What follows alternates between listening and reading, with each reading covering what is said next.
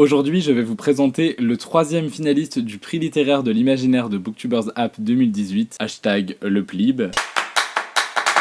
Il s'agit des Sœurs Carmine de Ariel Hoth, publié chez Nemos. J'espère que je prononce bien le nom de la maison d'édition. Je voudrais commencer par dire que j'ai pu rencontrer Ariel Hoth au salon du livre de Paris, donc Livre Paris, en mars je crois que c'était, et il est tout simplement adorable, et voilà, je voulais le remercier pour le moment qu'il a passé avec moi, c'était vraiment super cool, et voilà.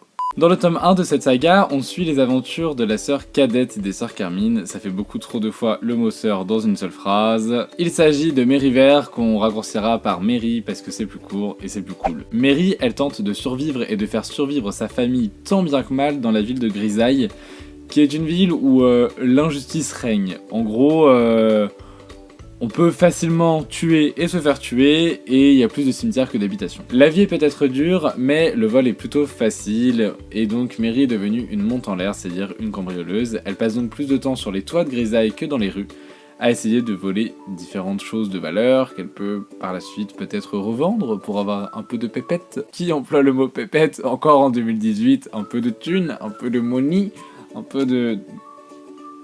Voilà, d'argent quoi. Évidemment, le métier de Mary n'est pas sans risque, vous vous en doutez bien. Inévitablement, un de ses plans se finit mal, elle se retrouve embarquée dans toute une affaire rocambolesque. Oh, qu'est-ce qu'il est beau ce mot.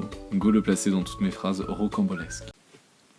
J'ai du vocabulaire, hein, je suis jury d'un prix littéraire, je ne me contente pas de dire c'est top, c'est flop, voilà, hein, on va au-delà de juste ça. En gros, pour vous résumer un petit peu la situation, Mary elle se retrouve embarquée dans un complot qui vise à accéder au trône de Grisaille. D'ailleurs je comprends pas pourquoi est-ce qu'il y a un roi juste pour une ville. J'ai beaucoup aimé ce premier tome. L'univers de l'auteur est juste incroyable.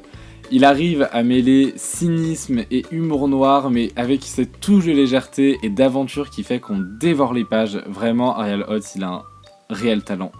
Les pages se tendent toutes seules et on est happé par l'histoire. L'univers il est drôle, il est morbide, il est original. J'ai un peu compris pourquoi est-ce qu'on parlait de la patte de Tim Burton, dans le sens où j'ai beaucoup retrouvé l'ambiance des Noces funèbres, donc de Tim Burton.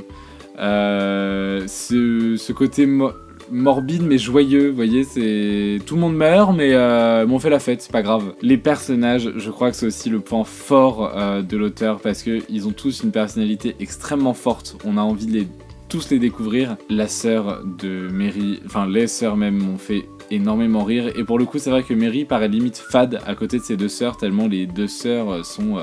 explosive. J'ai hâte de lire les tomes suivants parce que chaque tome du coup a pour personnage principal une des sœurs, et j'avoue que j'ai vraiment très hâte de lire le tome 2 qui est celui de Tristabel, qui est juste un personnage que j'ai adoré. Je veux devenir Tristabel, je veux avoir le culot de Tristabel et son attitude que je trouve juste énorme. Le roman, il a réellement tout pour lui, il a du suspense, il a de l'aventure, il a de l'humour, il a des personnages forts. Et j'avoue que j'hésite à lui donner mon vote pour le vote final, et pour désigner le gagnant.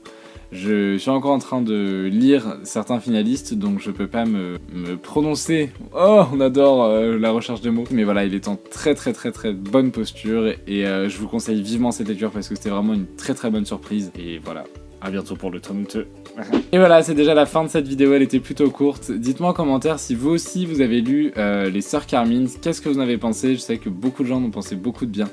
N'hésitez pas à laisser un petit pouce bleu si la vidéo vous a plu, et je vous dis à la semaine prochaine pour une nouvelle vidéo. Des bisous! Bisous!